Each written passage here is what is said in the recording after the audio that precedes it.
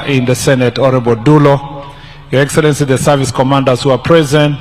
I'd like to acknowledge in a special way the National Police Service Commission, without whom we would not have done the recruitment we did, led by Dr. Komora and the entire team, and all the distinguished guests. I'd like to appreciate them for the support they have given the National Police Service to ensure that this recruitment took place successfully, and that, Your Excellency, we are now here for this pass-out parade. Your Excellency, let me start by thanking you for being the President who has stuck to his manifesto. Your Excellency, when you came to office in 2022, you immediately constituted a task force that looked into the welfare of the National Police Service and the working conditions of the National Police Service. And through that task force, the report was given to you on 16th of November 2023. And even before you received the report, you commenced the process of implementing far-reaching reforms in the National Police Service. Your Excellency, where we are today, the progress we have made is as a result of your commitment to implementing the bottom-up economic transformation agenda and sticking to your plan to ensure that we keep our country to become safe. I thank you, Your Excellency, that as a result of that plan, when I came to this ministry, you gave me directive to ensure that I go out all over the country to engage the stakeholders, including the officers in the security sector. And that is why we birthed Jukwaa la Usalama, which ensured that, Your Excellency, we visited every county and addressed every stakeholder that is strategically important for the management of our security. As a result of the same, Your Excellency, the reforms that we have, when we came back with the report, that, Your Excellency, all over the country, the police strength, the numbers across the country was needed to be bolstered. And as a result, you gave a directive that we recruit these officers who are part of the 10,000 police officers recruited by this administration. Let me thank you on behalf of these officers, because I visited them, Your Excellency, most of whom come from very humble background from across the country. This is National Police Service, Your Excellency, a representation of every corner of our country, from Kiunga, Your Excellency, to all the way to Busia, and from Your Excellency, Malaba, all the way to Kibish and Namanga. All these officers who are here are a representation of our nation. Apart from them being recruited and suitable to serve our country and protect the nation, thank you, Your Excellency, for giving them a job. This is also a source of employment for them. And for some, Your Excellency, they are the only first persons from their own families, and some even from their village, to ever get a job, because the recruitment style that is applied by National Police Service ensures that persons are picked from all corners of our country. And as a result of the same, I want to say thank you, Your Excellency, for that. Your Excellency, I also want to thank you because of those reforms in training. The training curriculum that we used this time round has been improved to capture the challenges that are faced by modern police officers who are operating not just physically in various parts of our country, but combating also digital challenges. So the curriculum that we have that has been used to train these officers is modern, it has been improved, and we believe that the officers that are going to graduate today are better trained to serve this nation under the challenges that we face now. That includes dealing with issues of digital crimes or online crimes. It's also dealing with crowd management, dealing with situations of public order, and that, Your Excellency, we believe that through that training, we are going to have better officers. When we went around under Jukwaa la Usalama, we established that, Your Excellency, the National Police Service had gone backwards when it comes to training. The many regional police training institutions had been closed. The continuous training of officers, Your Excellency, was not being adhered to. And as a result, now we have revamped that side of leadership training starting with the training of the OCSs, who are the most critical component of management of police officers in the local community. And as such, Your Excellency, the OCSs across the country have now been trained afresh. We have also revamped the National Police Training Center in Ngong, and it is now consistently training our officers. We have worked, Your Excellency, to reopen regional police training centers across the country so that there will be continuous training.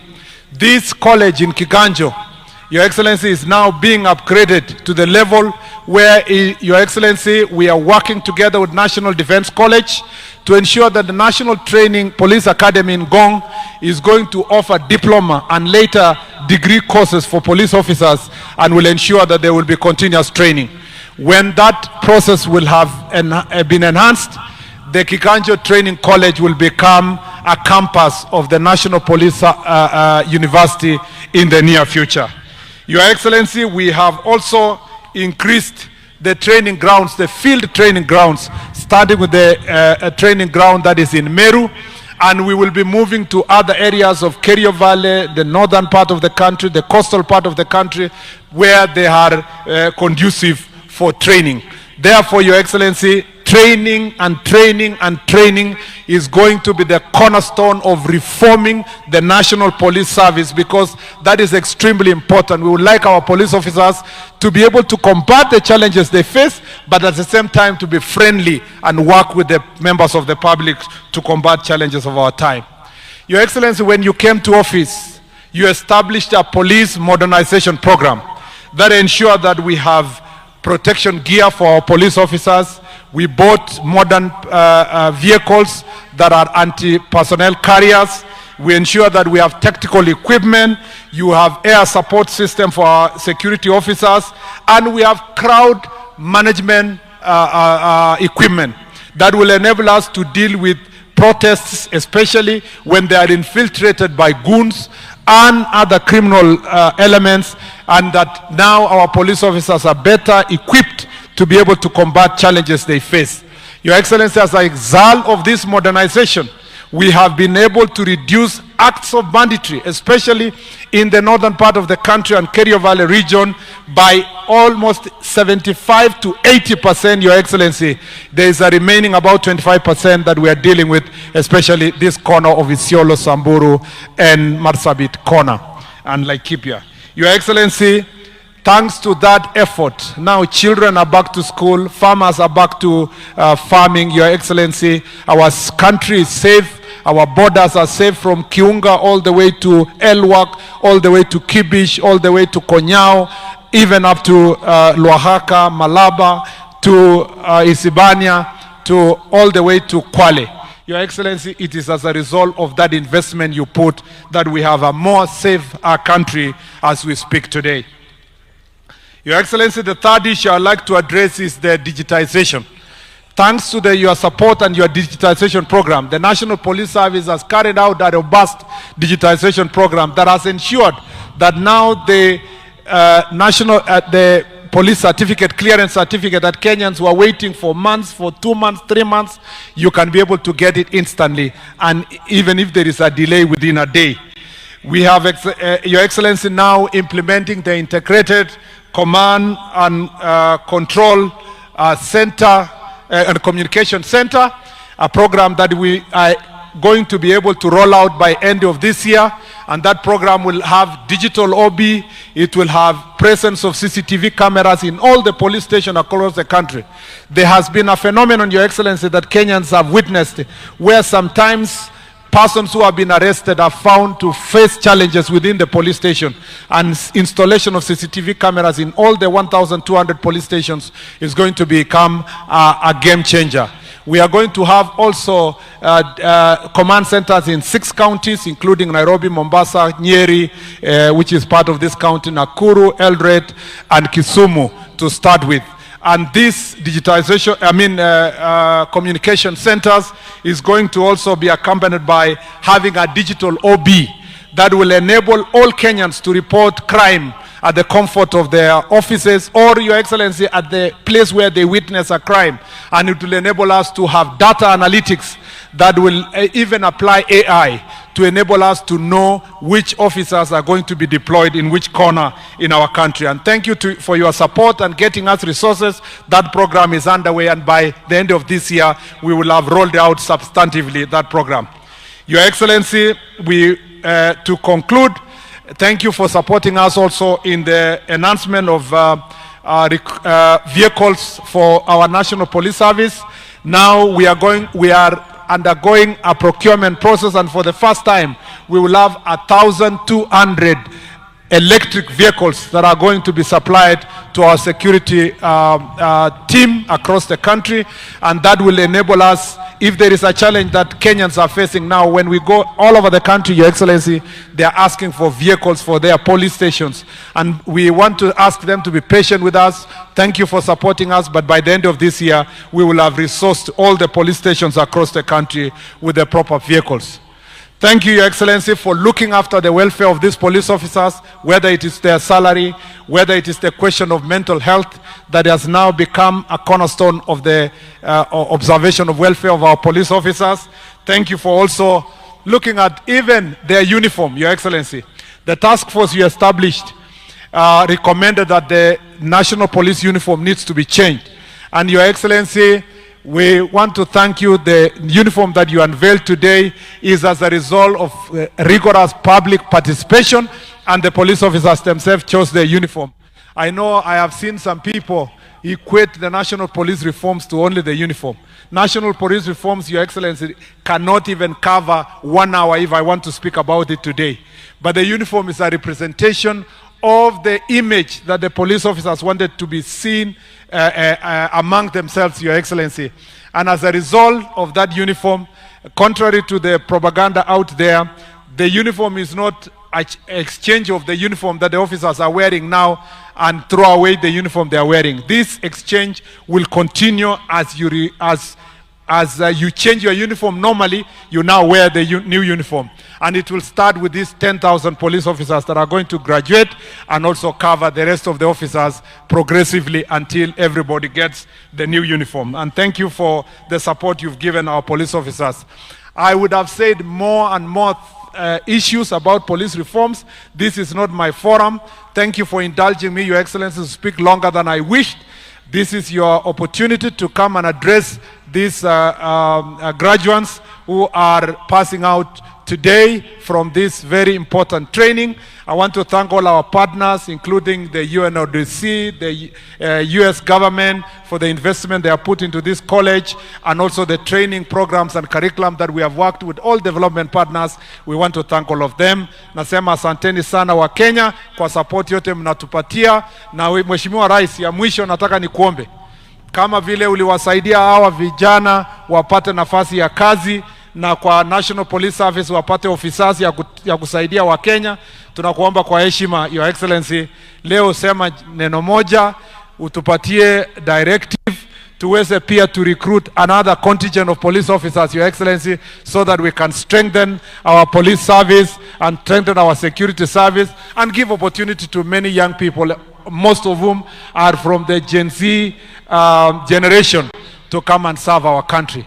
If there is a person who is very excited today, is myself, because I know our officers wakikuja, Your Excellency, wakora, wauni, magoons, hawana bahati. Sasa tuko na strength ya kuhakikisha tunawanyorosha wakora kwa sehemu zote, na tunaendelea kufanya nchi yetu ikuwe salama zaidi.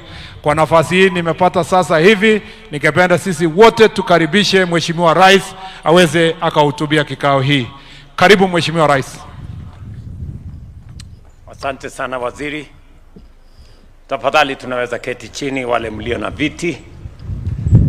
Distinguished guests, graduates, families and friends, ladies and gentlemen. Today, the Kenya National Police Service grows both in strength and character as more than 6,000 young men and women complete 9 months of rigorous training and take their place in its ranks. To our new law enforcement officers, I congratulate you on successfully completing your training. I equally commend your instructors and commanders for preparing you for this onerous responsibility, and thank your parents, guardians, and families for the sacrifices, encouragement, and prayers that have sustained you throughout this journey. This parade takes place at a significant moment in the constitutional life of our country. Yesterday, we marked 16 years since the promulgation of the Constitution of Kenya 2010. The Constitution established the National Police Service and defined the character of the institution it must become. Article 244 requires the service to pursue the highest standards of professionalism and discipline, prevent corruption, uphold human rights, promote accountability, and foster constructive relations with a wider Kenyan society. Article 238 further declares that national security must be pursued in compliance with the law, with the utmost respect for the rule of law, democracy, human rights, and fundamental freedoms.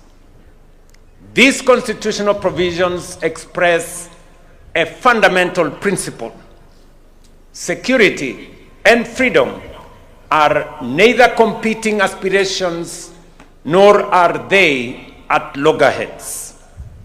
In a constitutional democracy, security must protect public order without diminishing individual liberty. The police must protect citizens from crime, violence, lawlessness, intimidation, and disorder. At the same time, the authority of the police must be exercised lawfully, professionally, and with respect to the life and dignity of every citizen. A secure country is one in which a mother can walk home without fear, a trader can conduct business without intimidation, a family can sleep without anxiety, and a citizen can express an opinion, attend a political meeting, and cast a vote without coercion. This is how the Constitution becomes a lived reality. It happens when the rights written in our Supreme Law